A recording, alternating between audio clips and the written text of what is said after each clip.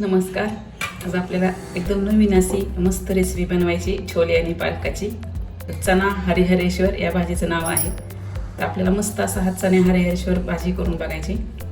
त्यासाठी मी इथं हे 4-5 तास भिजवलेलेच काबुली चणे घेतलेत, म्हणजे छोले, आणि एक जुडी पालक घेतलेला आहे. अगोदर आपल्याला छोले कुकरमध्ये शिजवून घ्यायचे. हे पाणी काढून टाकून स्वच्छ पुन्हा दुसऱ्या पाण्याने हे धुवून घ्यायचे. तर हे वरचं पाणी काढून टाकून मी दुसरं पाणी टाकलेले. आता स्वच्छ धुवून घ्यायचे.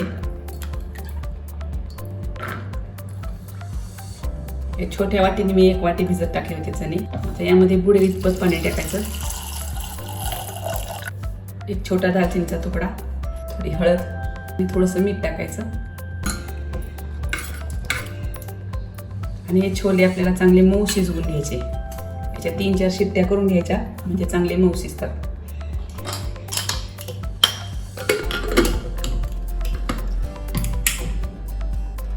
आता आपले छोले शिजते तोपर्यंत आपण इथं पालक मी स्वच्छ अगोदर धुवून चिरून घेतलेला आहे. त्यामध्ये एक बारीक चिरलेला कांदा आणि एक लसणाची जुडी ही सोलून टाकली.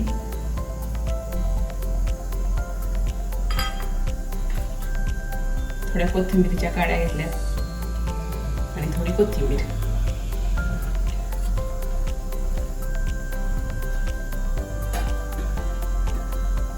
थोडंसंच पाणी टाकून आपल्याला शिजवून घ्यायचं.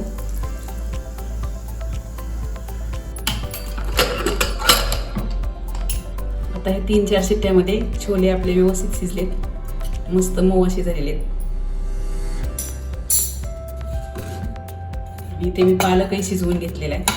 हे पालकाचं पाणी आपल्याला टाकून द्यायचं नाही, तेच वापरायचंय. तर या भाजीसाठी अगोदर आपल्याला एक मीडियम साईजचा टोमॅटो बी बारीक कापून घेतलेला आहे. त्याची आपल्याला अगोदर प्युरी बनवून घ्यायची. व्यवस्थित असे हे आपले टोमॅटो वाटून झालेले. आता आपण अगोदर छोले फोडणीला टाकून घ्यायचे. टोमॅटो प्युरी आपली चांगली परतून झालेली, मस्त असं तेल सुटायला लागलेले. यामध्ये आपल्याला काही मसाले टाकून घ्यायचे. इथे मी छोले मसाला घेतला 1 चमचा, आपलं घरगुती मिरची पावडर घेतली अर्धा चमचा, धना पावडर 1 चमचा, थोडी हळद आणि मीठही थोडंसं घेतले, कारण आपण छोले शिजताना थोडंसं मीठ टाकलेले. हे सगळे मसाले तर आपल्याला यामध्ये टाकून घ्यायचे. तेही चांगले परतून घ्यायचे. थोडंसं आपल्याला गरम पाणी टाकायचं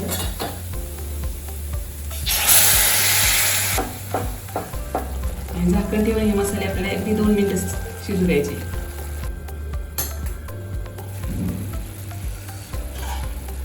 आता 2 मिनिटं चांगले मसाले शिजले, मस्त अशी तरी सुटलेली.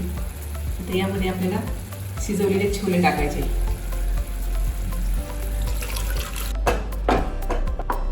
या भाजीला आपल्याला एक उकळी येऊ द्यायची आणि नंतर आपल्याला शिजलेल्या पालकाची प्युरी करून यामध्ये टाकायची.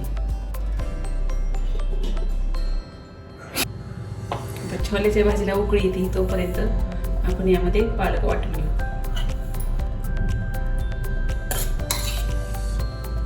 पालक शिजताना आपल्याला पाणी थोडंसंच टाकायचं, कारण ते पाणी आपल्याला भाजीला वापरायचे.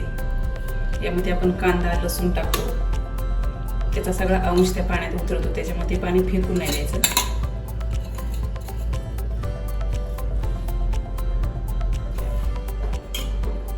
आता हे शिल्लक पाणीच आपण हे वाटण्यासाठी वापर करू.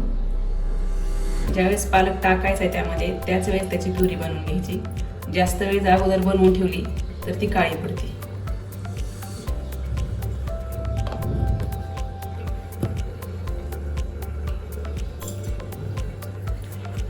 मस्त अशी आता ही पालक प्युरी आपली वाटून झाली. ते आपण छोल्यामध्ये टाकून घेऊ.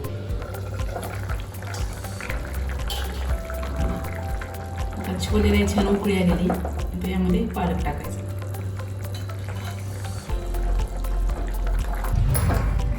आता हे छान मिक्स करून घ्यायचं.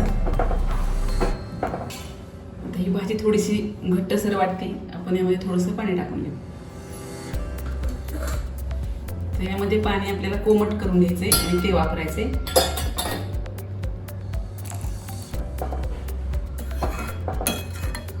तर याला आपल्याला 5 मिनिटं चांगलं उकळू द्यायचं. तर भाजीला उकळी आलेली, 5 मिनिट आपल्याला झाकण ठेवायचं आणि मंद गॅसवरती थोडं शिजू द्यायचं.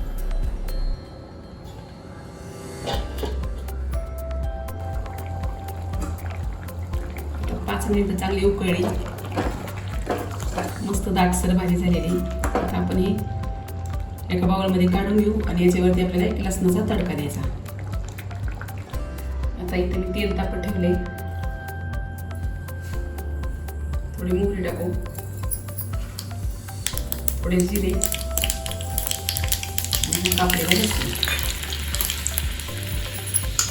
लसूण लाल व्हायला लागला की गॅस बंद करायचा. थोडी मिरची पावडर टाकायची, थोडी कोथिंबीर. ही फोडणी आपल्याला याच्यावरती टाकायची.